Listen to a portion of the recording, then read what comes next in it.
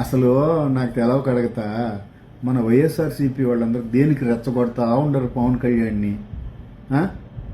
ఒంటరిగా పోటీ చేయి, మగోడు అయితే ఒంటరిగా పోటీ చేయి, మా జగనన్న మాదిరి ఒంటరిగా పోటీ చేయి. ఏం మర్చిపోయారా మీరన్నా? మర్చిపోయినట్టున్నారు అసలు విషయమా. ఆయన ఒంటరిగానే కదా పోటీ చేసింది 2019లో. 136 దగ్గరలో పోటీ చేశాడు ఒంటరిగా, జనసేన జెండా గుర్తుపెట్టుకొని. 126 దగ్గరలో డిపాజిట్లు గల్లంతైనాయి. బర్రెలెక్కకే ఎక్కువ ఓట్లు వచ్చాయి తెలంగాణలో, గుర్తులేదా? మళ్ళీ చెప్తానండి, 136 దగ్గరలా జనసేన ఒంటరిగా పోటీ చేస్తే 126 దగ్గరలా డిపాజిట్లు గల్లంతైనాయి.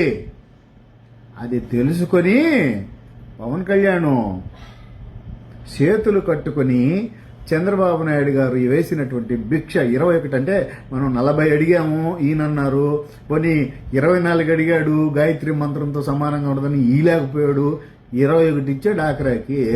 ఆ 21 దగ్గరలా బీజేపీ ఓట్లు కొద్దిగా, టీడీపీ ఓట్లు కొద్దిగా, జనసేన ఓట్లు కొద్దిగా.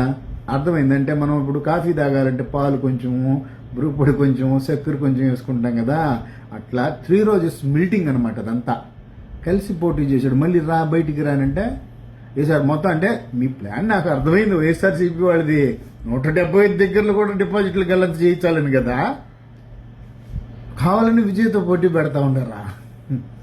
వద్దు, వృధాగా వదిలేయండి పాప మా పిల్లోడిని పవన్ కళ్యాణ్ని. దేనికి చెప్తున్నాడు కదా, మనకంత కెపాసిటీ లేదు, మనకంత బూత్ లెవెల్లో మనకి నాయకులు ఉన్నారా, కనీసం ఒక 50 మందిని ఒక 1000 రోజులు లేదంటే ఒక 50 మందికి స్తోమతగా డబ్బులు ఇచ్చేటటువంటి ఇది యంత్రాంగం మనకుందా?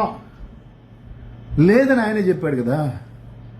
ఇంకో 15 ఏళ్ళు కూడా, ఆల్రెడీ 15 ఏళ్ళు అయిపోయింది, ఇంకో 15 ఏళ్ళు కూడా పొత్తులోనే ఉంటాము అని చెప్తున్నాడు. చంద్రబాబు నాయుడిని సీఎం అని చేశాడు. ఆయన ధ్యేయం ఏంటంటే ఆ నారావారి కుటుంబాన్ని అంతా గద్దెనెక్కించాలనేది ఆయన ధ్యేయం. వంగవీటి మోహన్ రంగా గారి మీద గౌరవం ఉంటే ఆ రాధాబాబుకి ఇప్పిస్తాడు కదా, ఎమ్మెల్సీ ఇప్పించి మంత్రిని చేస్తాడు కదా. ఆయన అన్నకి ఇప్పించాడు నాగబాబు గారికి ఎమ్మెల్సీ. ఆయన డిప్యూటీ సీఎం పదవి తీసుకున్నాడు. కాపుల ఓట్లన్నీ వాడుకొని కాపుల్ని రెచ్చగొట్టి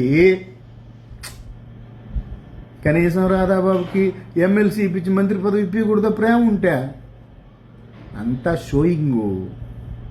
తెలుసుకోలేని వాళ్ళ కర్మదంతే, సరేనా? ఇంకా అనబాకండి ఒంటరిగా పోటీ చేయమని.